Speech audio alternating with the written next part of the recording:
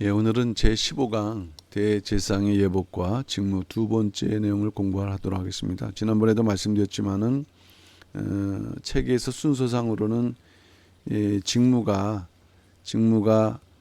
나중에 나온 부분인데 그 내용을 이제 우리가 조정을 하면서 직무를 먼저 하면서 제사장의 예복까지를 14강에서 공부를 했고 15강은 순수하게 대제사장의 예복을 주제로 공부를 하도록 하겠습니다.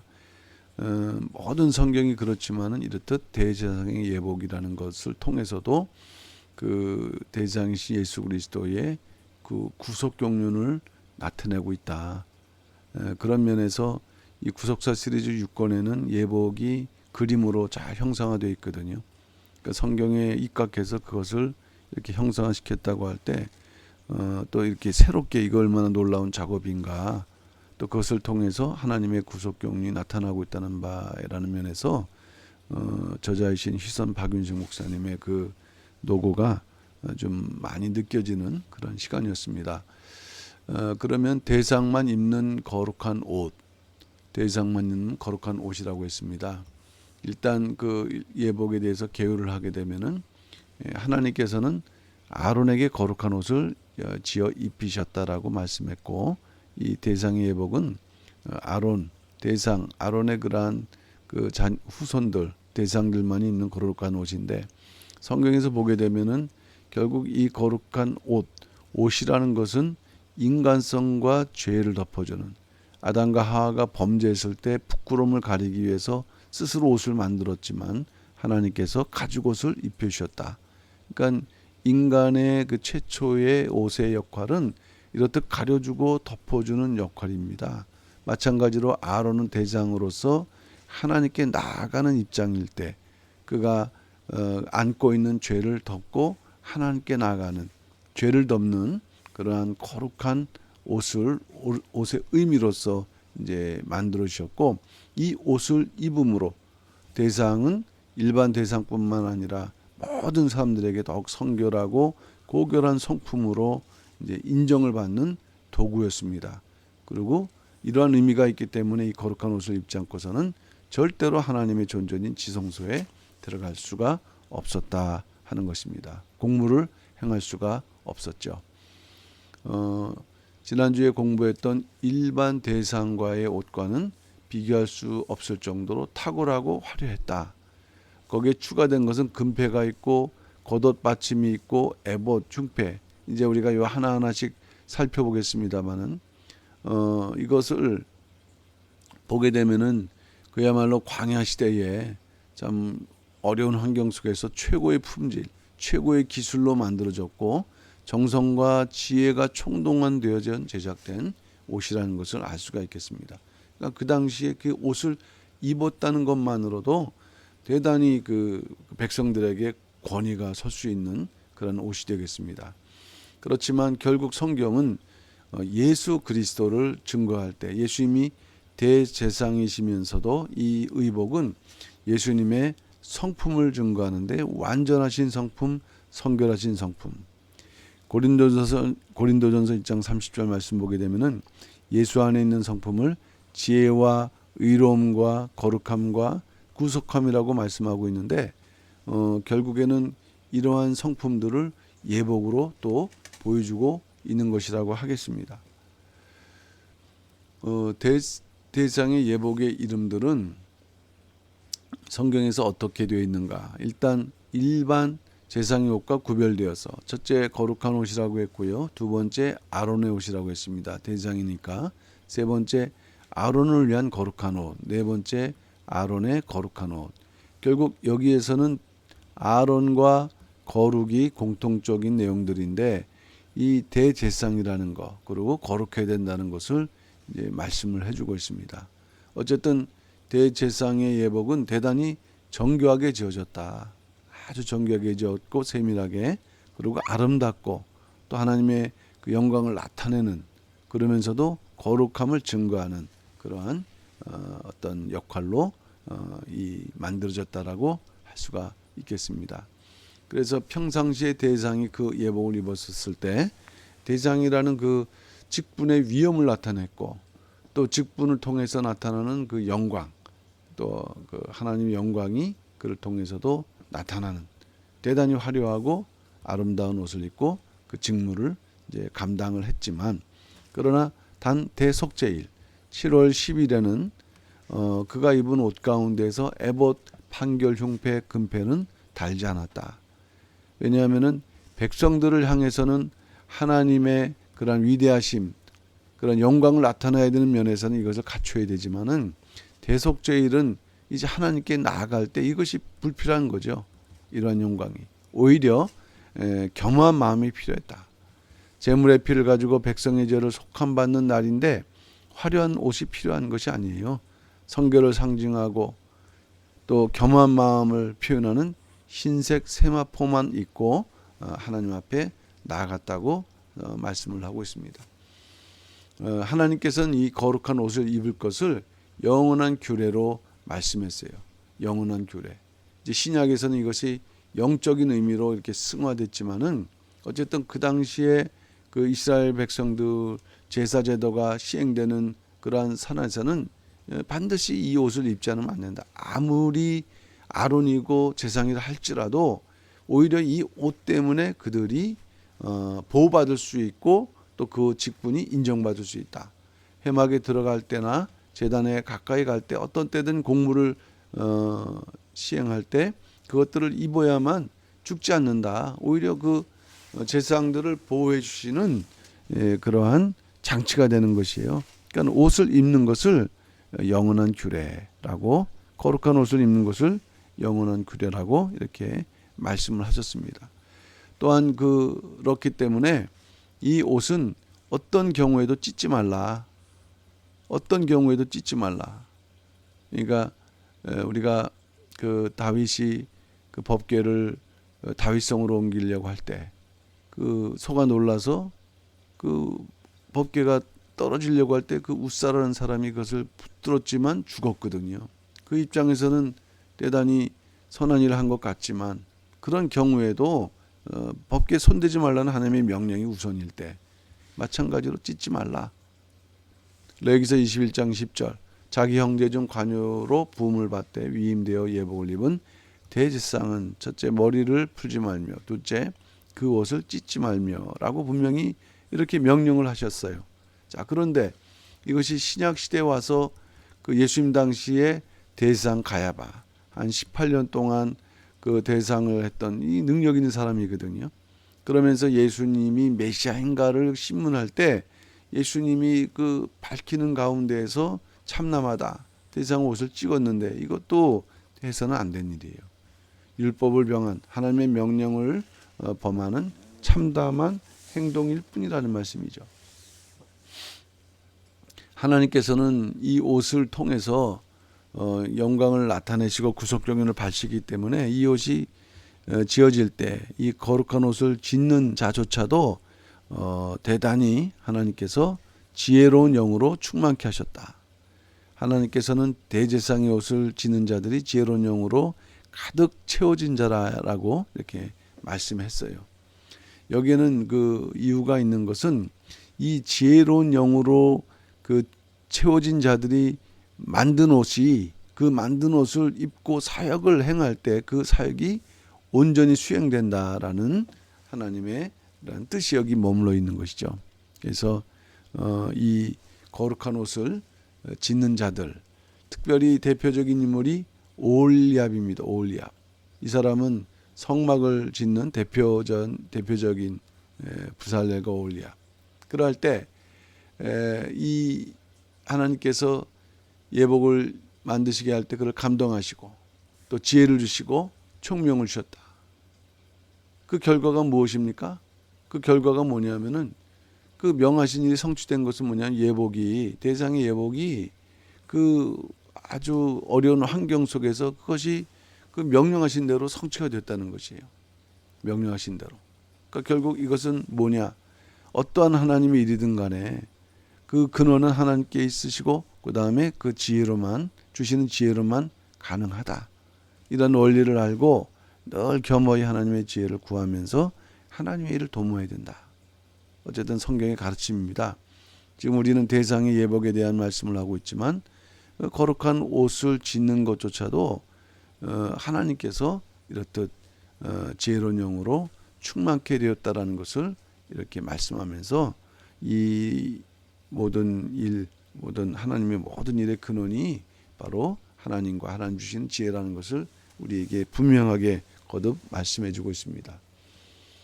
그러면 이제 좀 더 구체적으로 제사장과 달리 대상만이 입는 예복은 어떤 것들이 있는가? 이거는 분명히 제사장과 구별하는 특별한 신분, 대상의 특별한 신분을 이제 외적으로 표시하는 의미가 있고요. 두 번째는 구속 경륜이 여기에 담겨져 있는 것입니다. 자, 첫 번째가 뭡니까? 관입니다. 관. 미츠 네페트. 사실은 이제 머리에 쓰니까 모자 같은 개념이죠. 그 제사장은 이렇게 볼수록 산의 그러한 그 원어적인 배경 속에서 이렇게 볼수록 튀어오는 형태인데 비해 이 대상에 쓰는 관은 좀 다릅니다. 제사장의 관 모양과 달랐다고 했죠. 미츠네페트의 의미는 첫째 감다, 두르다, 말아서 싸다. 우리가 터번 형태로 빙빙 돌려가며 짠다 할 때는 이러한 어떤 형태로 생각할 수 있는데 그림을 보게 되면 오히려 이제 이 세로 형태로 이렇게 빙빙 돌려가면서 중간중간에 이 실로 꿰매면서 형상을 만들었겠죠. 예. 그래서 오히려 이런 볼록한 형태가 아니라 이러한 좀 그 사각형 형태의 형태로 이따가 이제 사진을 보겠습니다만은 두 번째는 이 전면에는 금으로 만든 패가 있었다. 이 패는 여호와께 성결이라는 글이 새겨져 있다 있습니다. 그리고 요 청색끈으로 관 앞에 매도록 이렇게 관이 있다고 한다면은 패가 있고 청색끈으로 이런 식으로 여기 부착될 수 있도록 이렇게 하였다는 것입니다. 패라는 말은 히브리 말로 치츠인데 꽃 또는 빛나는 물체. 그러니까 거룩한 이 패라는 의미인데, 자 그림을 보시게 되면은 일단 이것이 이제 관이죠. 그러니까 세로 형태로 이렇게 둘둘 터번 형태로 만들고 고정을 시켰고 그 앞에 여호와께 성결이라는 금패를 이 청색끈으로 이렇게 둘러서 이렇게 형상화 시켰다는 것이에요.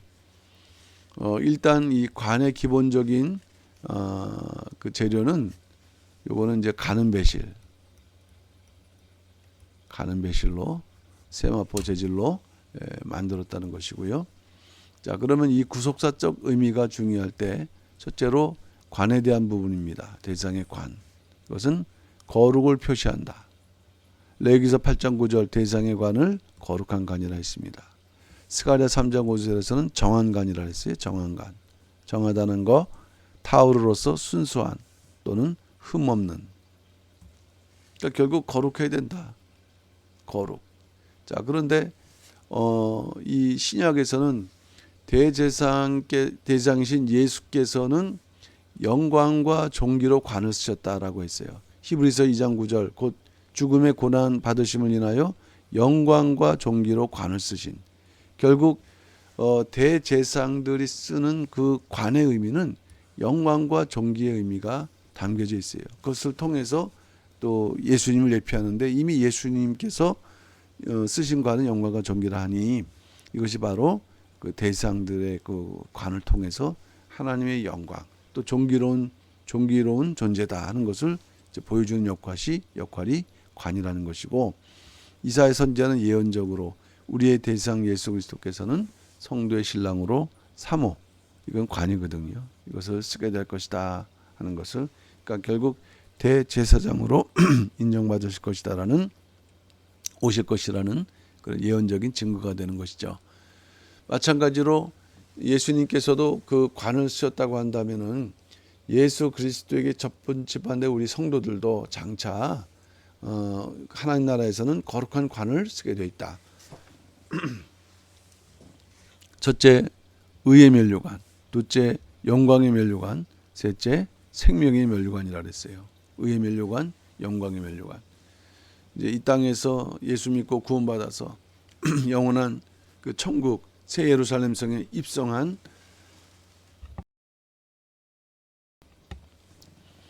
그러한 성도들에게는 다 이렇듯 하나님께서 영원한 그 거룩과 또 영광, 영생의 그러한 축복의 간을 씌워주신다. 사도 요한계시록 4장 10절 11절에서 24장로가 자기의 면류관을 벗어서 하나님의 보좌 앞에 던지면서 하나님께 영광을 드리. 이것은 일단 하나님 앞에 영광을 이제 드리는 행위가 되는 거죠. 자기의 영광을 이렇게 던진다는 것은 하나님께 영광을 드리는 행위가 되는 것입니다. 예. 그 대상이 하나님 앞에서 관을 써서 머리를 가리운다. 이것은 자신의 생각과 뜻을 버리고 철저히 하나님께 순종한다. 또 여기에도 그런 의미가 담겨져 있죠. 영광을 돌리면서 내가 하나님께 철저하게 순종하겠습니다라는 그런 의미가 이 속에 이제 담겨 있는 것이라고 하겠습니다. 자, 이제 두 번째는 대상의 패입니다. 패, 성결을 표시하고 있다. 금패에는 여호와께 성결이라는 글이 새겨져 있다고 말씀드렸는데, 성결, 거룩이라는 의미죠. 그러니까 이것을 새겨주시고 이것을 씀으로 인해서 성결의 패를 붙여주심으로 인해서 그가 결국 어떻게 됩니까? 거룩하다 인정을 받은 것이에요. 옷이 가려지고 또 이 관을 쓰면서 그 관에 성결의 패를 붙여줌으로 인해서 이 아론이 그 죄가 가려지고 거룩하다 인정받는. 그렇기 때문에 아론이 대상으로서 수행하기 위해서는 항상 그 이마에 이 패가 있어야 된다. 항상 거룩함으로 인정을 받아야 된다. 그래야만 그가 드리는 성물이 하나님께 연락이 된다. 이런 원리가 되겠습니다. 그러니까 이 패는 이 아론을 진짜 거룩으로 인정하는 하나의 증명서가 되는 것과 같이, 출애굽기 28장 38절 그 패가 아론의 이마에 있다 그랬습니다. 아론의 이마에 성물을 여호와께서 받으시게 된다. 예. 이마가 그 사람의 인격을 대표한다. 그러니까 그것에 여호와의 그 인격이라는 건 그 사람의 전인격 아니겠습니까? 그러면은 그 모든 것을 하나님께서 거룩함으로 인정해 주신다. 결국 이건 우리에게 뭘 교훈하느냐면은 이 거룩해야 된다. 늘 거룩한 삶을 살아야 된다. 그렇지 않고서는 어떤 제사를 드린다 할지라도 연락이 될 수 없다는 그런 교훈을 말씀하고 있죠. 그러니까 오늘날도 우리가 예배를 드리지만 예배와 별개의 삶을 산다고 한다면 그 별개의 삶으로 또 예배로 이어진다 할지라도 그 예배가 하나님께 연락되지 않는다는 교훈, 아주 엄중한 교훈을 말씀하고 있습니다. 스가랴 선지자는 이 대상 금패에 있는 여호와께 성결, 이 그 문구가 예언적으로 말씀했죠. 말방울까지 새겨질 것이다. 말방울까지. 구약 때는 대상의 금패 딱 하나 아니겠습니까? 그런데 이 여호와께 성결을 하나님께서 이제 말방울까지 새겨지도록 하신다. 말방울은 그 말의 목에 매다는 자굴방울. 그러니까 그 당시에 교통수단은 말입니다. 그러면 그 말이 움직일 때마다 소리가 나게 하는 이 방울. 대단히 흔한 물건이고 평범한 것인데 거기까지. 금패는 오직 대상 하나 있는 아주 고귀한 것이지만은 이것은 결국 뭐냐면은 이제 하나님께 대한 성결이 온 세상을 뒤덮는 시대가 도래할 것이다라는 그런 예언적인 말씀이에요. 마지막 재림 때 이제 우리 성경 말씀에 대한 지식이 세상을 가득하게 되면서 그것이 지식만 가득한 게 아니라 하나님의 통치와 더불어 이제 거룩의 방법이 되는 것이죠. 그러니까 말방울까지 흔한 아주 그 하나님에 대한 거룩이 이렇듯 정말 차고 넘치는 그런 마지막 때 하나님의 구원 역사가 있다는 것을 이미 스가랴는 이렇게 말방울 통한 여호와께 성결의 내용을 통해서 예언했다는 말씀이 되겠습니다. 두 번째는 에봇, 히브리 말로는 에포드인데 어떻게 보면은 대제사장의 예복의 가장 대표적인 그런 그 예복이라고 할 수가 있겠습니다. 직분을 행할 때 입는 거룩한 옷 중에 하나이지만은 가장 대표적이다. 형태는 겉옷 위에 입는 옷이죠. 겉옷.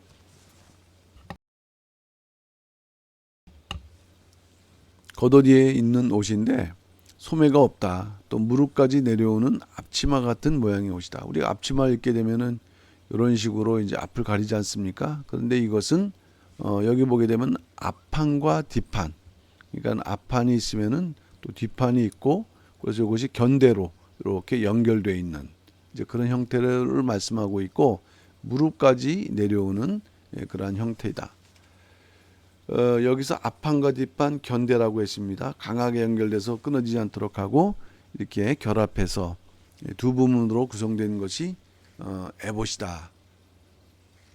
그리고 에봇의 견대에는 호마노 보석 2개가 붙어 있다는 것이 되겠습니다. 자, 대상 어깨는 호마노 2개를 깎아서 금태에 물려 각 보석에 이스라엘 아들의 이름을 연치대로 나의 순서대로 각 6명씩 기록했다. 6명씩. 바로 이제 요 부분이 이제 견대에 달린 호마노 보석이 되겠는데요. 옷을 이제 그냥 보석만 단 것이 아니라 금테두리 안에 있는 보석에 그 이름을 새겨서 그것이 바로 이스라엘 아들들을 기념하는 보석이 되게 하신 것이죠. 그러니까 대상의 어깨에는 모든 이스라엘 민족이 그 어깨에 달려 있다. 그러니까 영광과 뭐 존귀만 받는 게 아니라 그가 감당해야 될 그 직무가 얼마나 무겁고 힘든 것인가 하는 것을 사실 또 보여주는 내용이라고 하겠습니다. 자, 그러면 요게 이제 에봇이죠. 요게 이제 바로 에봇입니다. 요게 에봇. 그리고 요게 견대. 그러니까 요 판이 뒷판에도 있는 것이고요. 그리고 이 견대의 호마노 보석이 요 테두리가 금태고요. 예, 요것이 에봇이다.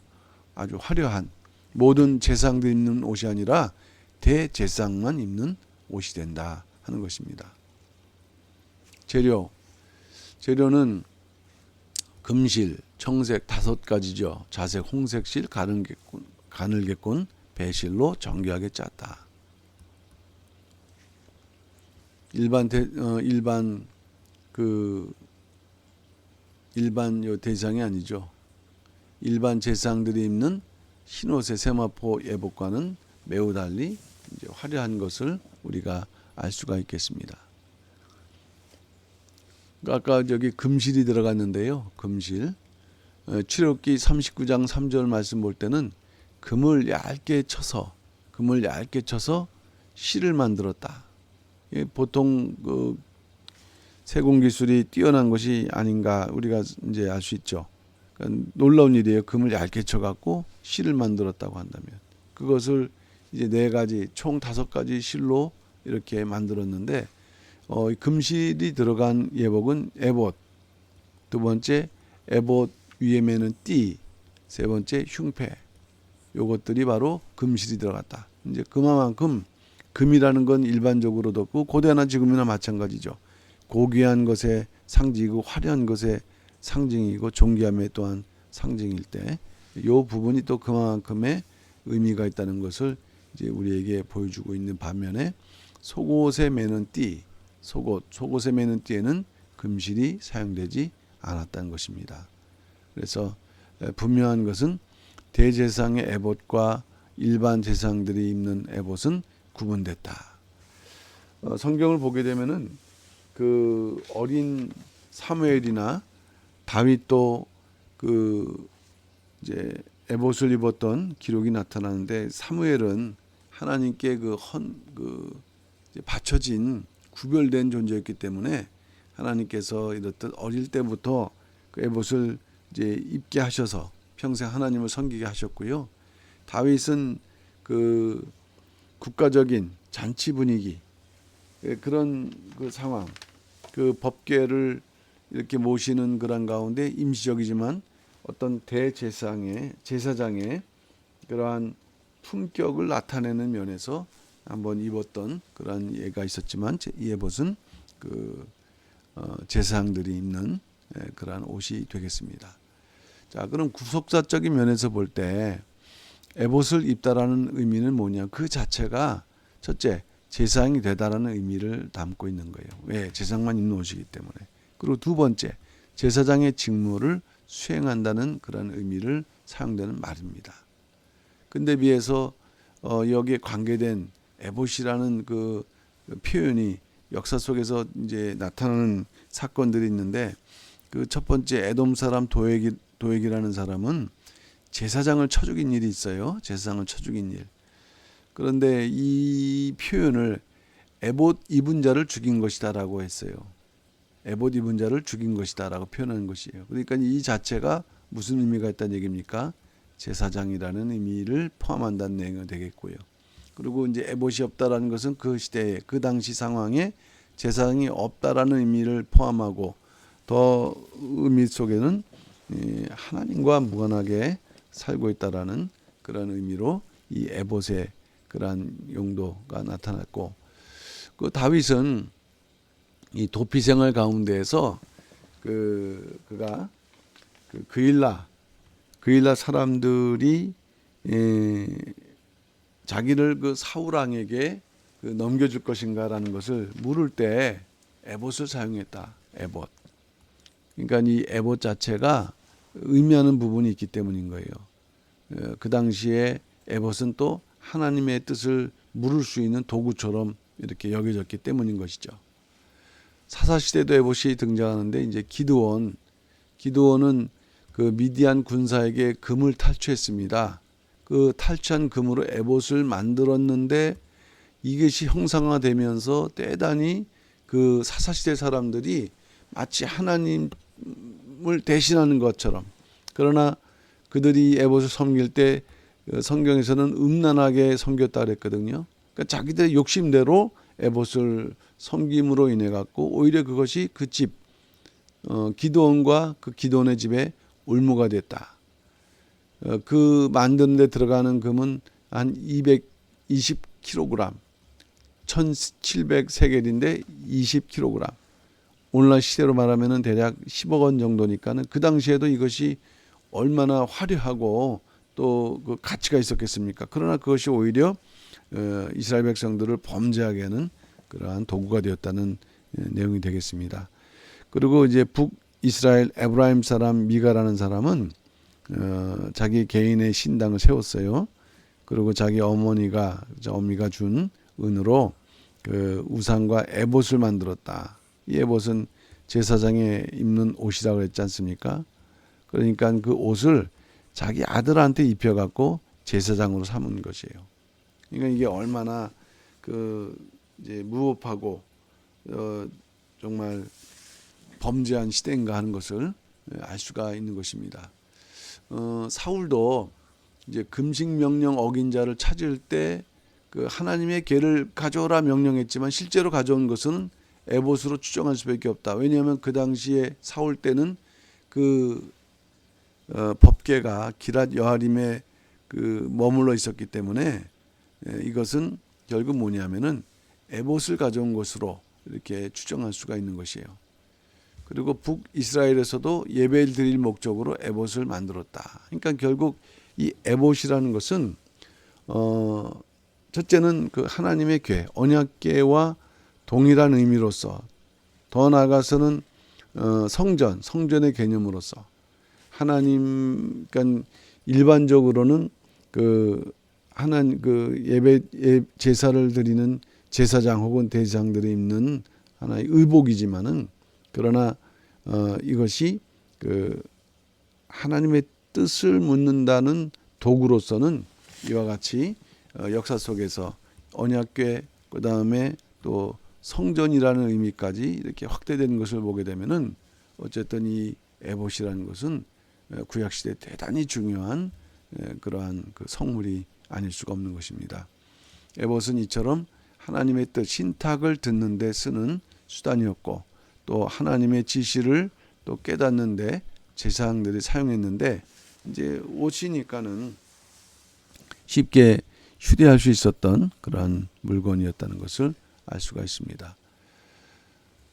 그리고 말씀드렸던 대로 대상 양어깨는 이스라엘 12지파 이름이 새겨진 호마노 보석이 있다고 했는데, 이 호마노 보석은 그 붉은색이고 또 그 줄이가 붉은 줄, 붉은색이라기보다도 이 붉은 줄이 거기에 이제 그 이제 그려져 있다는 것이에요. 붉은 줄이 호마노, 붉은 줄무늬가 있는 보석.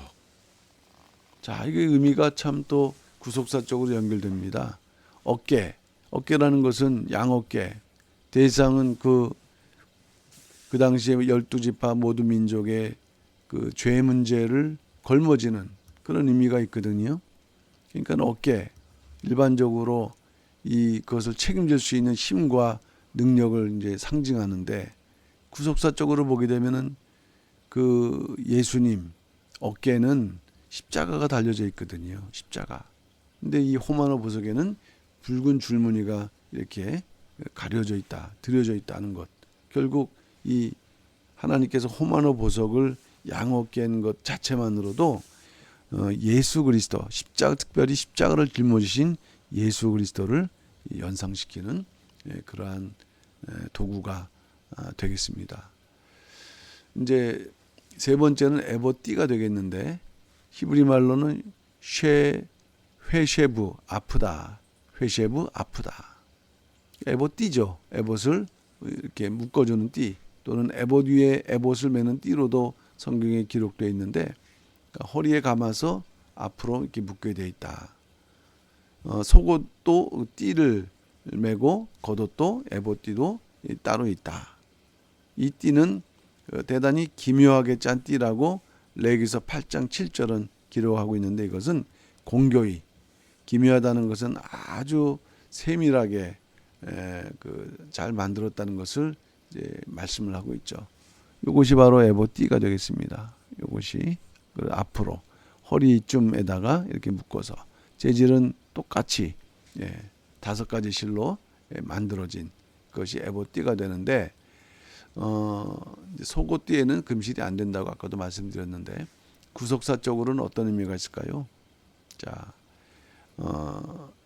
특별히 다니엘서 10장 5절 보게 되면 역사적으로 예언적이지만, 다니엘이 환상을 봤는데 세마포 옷을 입었다 그랬습니다. 그런데 그 허리에 정금띠, 우바스의 정금띠를 띄었다 그랬거든요. 자, 그러면 정금띠는 누가 하느냐? 이거는 제사장이 아니고 대제사장이 띠는 띠란 말씀이죠. 그러면 결국 이 한 사람은 누구를 예표할까요? 예수 그리스도. 특별히 그 대제사장으로서 세마포 옷을 입고 정금띠를 띄었으니까, 대제사장으로서 예수님이 다니엘의 환상 속에서 등장하는데, 그러면 이 띠를 띄었다고 할 때는 항상 일을 하고 있는 상태니까 구속사의 완성을 위해서 끊임없이 일하고 계신다는 것을 다니엘에게 무엇을 통해서? 대제사장 혹은 대제사장의 예복을 통해서 보여주고 있는 것입니다. 그러니까 우리 역시도 이 허리에 띠를 이렇게 견고하게 띌 때 일을 할 수 있는 것처럼, 항상 그러한 신령한 띠가 띄어져 있는 그러한 삶을 살고 또 각자의 사명을 감당해야 되겠죠. 그 다음에 이제 에봇 받침 겉옷, 네 번째 에봇 받침 겉옷 메일 하에포드입니다. 그 특징, 옷 정체가 청색. 이따 그림 보시겠지만은 그 에봇 안에 대상이 입는 옷입니다. 이제 가장 기본적으로 하얀 속옷이 있죠. 고위가 있고 속옷이 있고, 근데 그 위에 청색 옷을 입는데, 이것 역시 대상의 직분의 위엄과 권위를 나타내는 그러한 옷이다.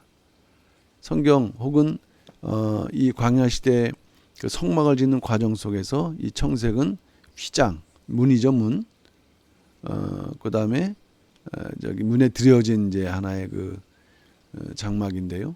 그 다음에 앙장, 성막문, 뜰문, 이쪽에 이 청색으로 이렇게 그 재료가 청색이고 색깔이 청색이라는 말씀이에요. 그리고 또 어디에 이 청색이 들어가 있냐면은 아까 설명했던 것처럼 정금띠를 묶는 관에 제사장 머리에 정금띠를 묶는 띠가 청색이고, 그리고 흉패와 에봇띠를 연결하는 끈도 청색이고. 자, 그러면 이 청색에 어떤 공통적인 의미가 있을 것이다.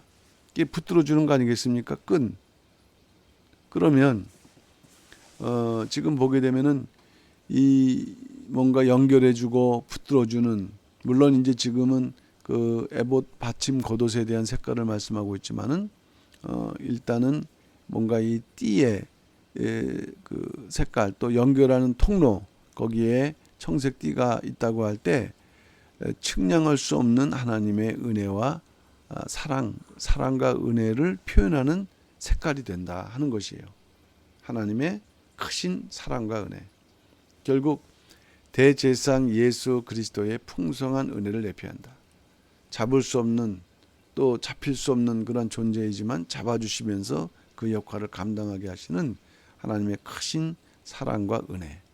예, 그것을 표현하는 것이 청색인데, 그 에봇 받침 겉옷의 그 옷 전체가 청색이라는 것이에요. 그리고 이 옷은 두 어깨 사이에 머리가 들어갈 구멍이 이제 있다는 것이고, 그리고 이제 아무래도 머리가 들어갔다 나와고 하다 보면은 찢어질 수 있기 때문에 상당한 주의를 기울여서 제작한 그러한 옷, 의류가 되겠습니다. 그리고 이 청색 옷의 가장자리에는 청색, 자색, 홍색실로 석류를 수놓았다. 청색, 자색, 홍색실로 석류를 써놓았고, 그 사이사이에 정금으로 방울을 만들어서 이렇게 달도록 했다. 성경에는 개수가 나와 있지 않는데 탈무드에는 그것을 18개라고 이렇게 주장을 하고 있어요.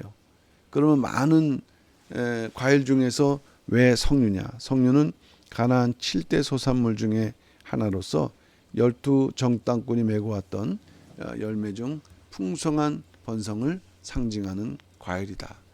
이걸 보시게 되면 요 파란 그 의복이 바로 에봇 받침 겉옷이 되는 것이고요. 그리고 요 밑에 요 금방울이 달려 있고, 그다음에 석류방울이 달려 있어 갖고, 요것이 이제 하나씩 하여튼 탈무드에는 18개, 또 18개니까 총 36개가 달려 있다고 했고요. 또 청색에 관해서는 이와 같이 이따 설명하게 될 이 판결 흉패가 있는데, 요 판결 흉패를 연결하는 요 끈, 요것도 이제 청색이다, 이렇게 말씀을 드렸습니다. 재료, 요 재료는 에봇 바로 안에 에봇을 받쳐주는 이제 겉옷으로 무늬가 없다. 순수한 청색이다. 그래서 결국에는 청색 실로 이제 짜여진 것이죠. 청색 실로 짜여지고, 아까 그림 보셨겠지만은 이 발까지 이렇게 내려왔지 않습니까? 그리고 이것이 한 조각으로 짜인 통옷이었다라는 것입니다. 자, 여기서 구속사적인 의미는 무엇일까요? 구속사적인 의미. 움직일 때마다 그 방울 소리가, 금방울 소리가 들리게 돼 있는 거예요. 움직일 때마다. 그러면 밖에 있는 사람은 그 소리만을 들어야 되는데, 이 금방울 소리는 밖에 있는 사람에게는 대단히 경건한 소리. 왜? 하나님 앞에서 그것을 실행하는 소리 아니겠습니까? 엄숙한 마음을 갖게 하는 소리가 된다는 거예요. 반대로 대상이 또 성소에 들어가 있는 동안에는 살아있음을 알려주는, 그러한 또 표시가 되는 거죠. 살아있다. 그러니까 결국 이 소리, 이 받침 겉옷, 청색 받침 겉옷의 그러한 의미는 소리, 소식, 아름다운 소식, 복된 소식, 복음, 기쁜 소식. 그러니까 결국 이 대장이 입는 그 옷 가운데서 이렇게 소리, 하나님의 말씀의 소리를 상징하며, 그 말씀의 소리는 구원의 복된 소식이고, 이것이 전해지는 곳마다 이렇듯 석류 같은 생명의 열매가 무럭무럭 이렇게 맺혀진다는 것을 예표를 하고 있습니다. 마지막 5번째 판결 흉패가 되겠습니다. 호셴 미시파트, 호셴 미시파트. 판결 흉패, 흉패라는 것이니까 가슴 부분에 붙이는 패죠. 근데 얼마나 이것이 보석들이 12개가 박혀져 있기 때문에 얼마나 이것이 참 아름답고 장엄하고 신비해 보이는지 가슴에 딱 보이는, 결국 핵심이죠 사실. 그 내용을 보게 되면은 첫 번째로 볼 때 이제 역시 두 겹이 있다. 앞부분 보석이 달라있는 부분, 그 다음에 뒤 요 사이에 이런 식으로 어떻게 보면 두 겹 사이에 이제 우림과 둠밈이 있는 이런 형식으로 되어 있거든요. 밖으로 보이는 흉패 한 겹에는 12지파를 상징하는 12개의 보석을 달았다. 이쪽 부분으로 본다면 안쪽에 있는 다른 한 겹이 되겠죠. 그리고 그 사이에는 우림과 둠밈, 우림과 둠밈에 하나님께서 이렇게 신탁할 수 있는, 하나님의 뜻을 물을 수 있는 그러한 도구가 요 안에 이렇게 들어가 있다고 했습니다. 지난번 설명했지만 우림과 둠밈은 국가의 중대한 사안을 결정할 때 하나님의 뜻을 묻는 이제 도구죠. 그러니까 그 에봇만으로도 하나님의 뜻을 묻는데 가장 이상적인 것은 바로 이 판결 흉패 안에 있는 우림과 둠밈이었다. 12개의 보석을 가진 흉패는 위쪽은 금사슬에 매여 대상의 어깨에 두 견대에 붙어있는 호마노 금태에 고정되었고, 아래쪽은 청색 끈으로 대상의 에봇 허리띠에 매여 에봇에서 떨어지지 않겠다. 이러한 정사각형의 그 판결 흉패에 이런 고리가 있다는 말씀이에요. 고리가 있어서 위로, 그 다음에 아래로 에봇띠, 그 다음에 견대로 이런 식으로 연결되어 있다는 것을 말씀하는 것이죠. 두 번째로 볼 때 네모 반듯한 흉패 위에는 한 줄에 3개씩, 4줄로 한 줄에 3개씩 이런 식으로 12개의 보석이 달려있는데 왜 12개냐? 이거는 12지파의 이름을 상징을 하고 있다.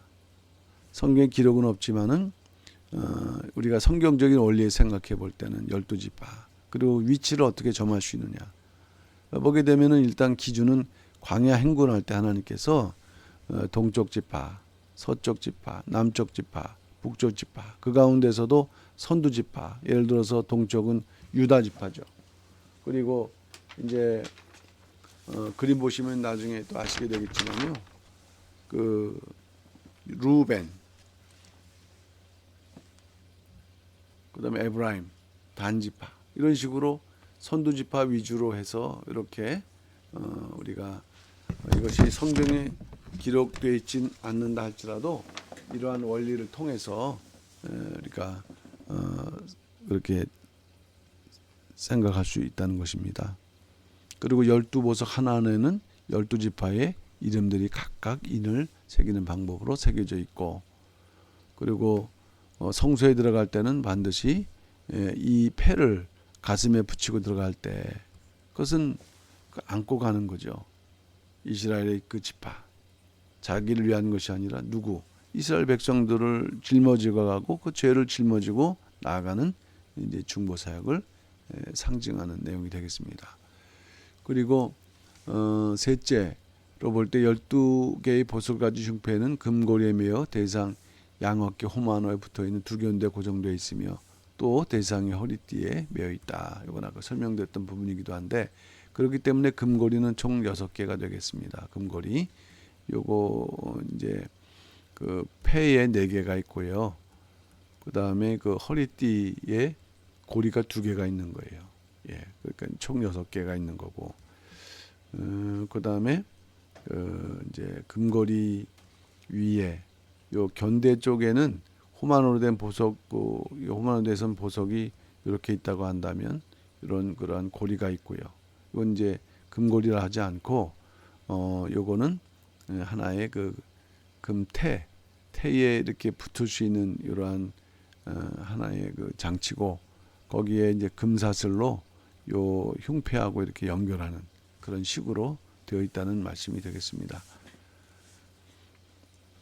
그러니까 흉패 위쪽과는 금사슬로, 그 다음에 흉패 아래쪽 에봇 띠 쪽으로는 청색 끈으로 이렇게 연결되어 있다. 예.